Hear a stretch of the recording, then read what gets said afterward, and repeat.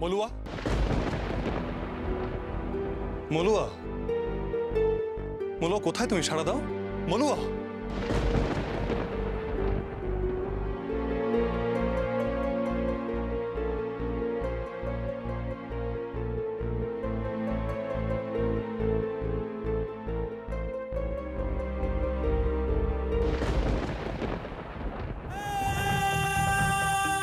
মলুয়া,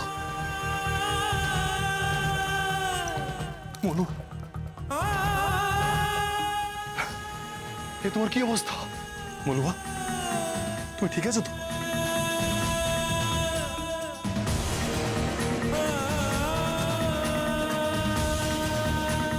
আমার আড়ালে আমার মলুয়াকে ওরা এত কষ্ট দিচ্ছে। আমি থাকতে তোমাকে আর এত কষ্ট পেতে দেবো না মলুয়া, কখনো না। এই তো মলুয়া, আমি এসে গেছি, তোমার আর কোনো ভয় নেই। তুমি কেন এলে যুবরাজ?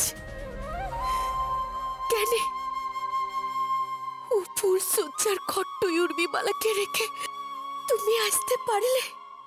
আজ তো তোমার আম্মুকে মনে পড়ার কথাটা লয়। আজ আমার সমানে শুধু তোমার কথাই মনে পড়েছে মলুয়া। কেন? আজ তো তোমার ফুল সজ্জা, আমার কথা কেন মনে পড়ছে? এখনো তো রাত কাটে নাই। এর মধ্যে তোমার ফুলসজ্জা হয়ে গেল। তুমি ভাবলে কি করে মলুয়া যে আমি ওই উর্মিমালার সঙ্গে ফুলসজ্জা রাত কাটাবো? তোমার কি মনে হয় এই জীবনে আমি তোমাকে ছাড়া অন্য কাউকে স্পর্শ করতে পারবো? কখনো না। এটা একটা শর্তের বিয়ে মলুয়া। এখানে না আছে ভালোবাসা, না আছে কোনো দায়িত্ব। জোর করে উর্মিমালা শুধু একটা সামাজিক স্বীকৃতি পেয়েছে, ও এই সূর্যকে পায়নি। তাকে যদি সত্যিই কেউ পেয়ে থাকে তাহলে সে একমাত্র মলুয়া। আর শুধু এই জীবনে নয়, আগামী 7 জন্মে এই সূর্য শুধু মলুয়ারি, শুধু মলুয়ারি। তবে যে ওরা বলল তুমি ফুলসজ্জার ঘরে ঢুকে দ্বার বন্ধ জোর করে দোর বন্ধ করে রেখেছিল ওই উর্মিমালা। ও ঠিক এটাই চেয়েছিল যে তোমার আর আমার মধ্যে ভুল বোঝাবুঝি সৃষ্টি হোক। আজ তুমি যদি আমায় বিশ্বাস না করো তাহলে কিন্তু ও জিতে যাবে। ও ওর উদ্দেশ্যে সফল হয়ে যাবে মলুয়া। দোহাই তোমার, আমার কথা একবার বিশ্বাস করো।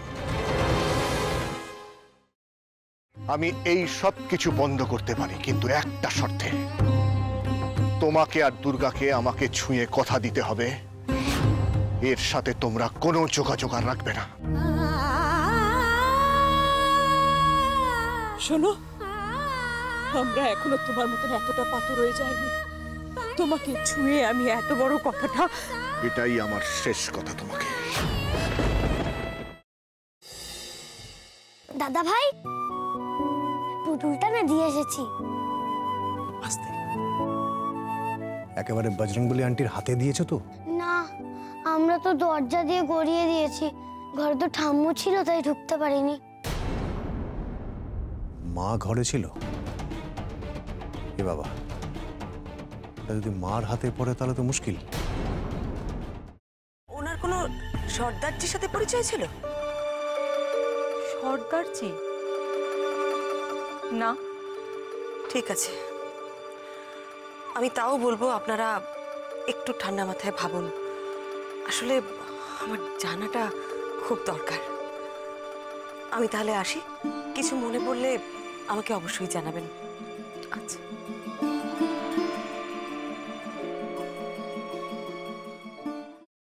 ফ্রাইং প্যানে Emami healthy and tasty refined rice bran oil গরম করে তাতে গোটা কালো সর্ষে আর কারি পাতা ফোড়ন দিয়ে ওর মধ্যে একে একে টমেটো কুচি, বাঁধাকপি বাটা, নুন, হলুদ গুঁড়ো, শুকনো লঙ্কা গুঁড়ো আর সামান্য চিনি দিয়ে ভালো করে কষিয়ে নিয়ে ওই মিশ্রণে কুড়িয়ে বেটে রাখা নারকেল, পাকা লঙ্কা কুচি আর কারি পাতা দিয়ে ভালো করে নাড়াচাড়া করে নামিয়ে নিয়ে নারকেলের স্লাইস, পাকা লঙ্কা স্লাইস আর কারি পাতা দিয়ে সাজিয়ে সার্ভ করুন বাঁধাকপির ঝাল।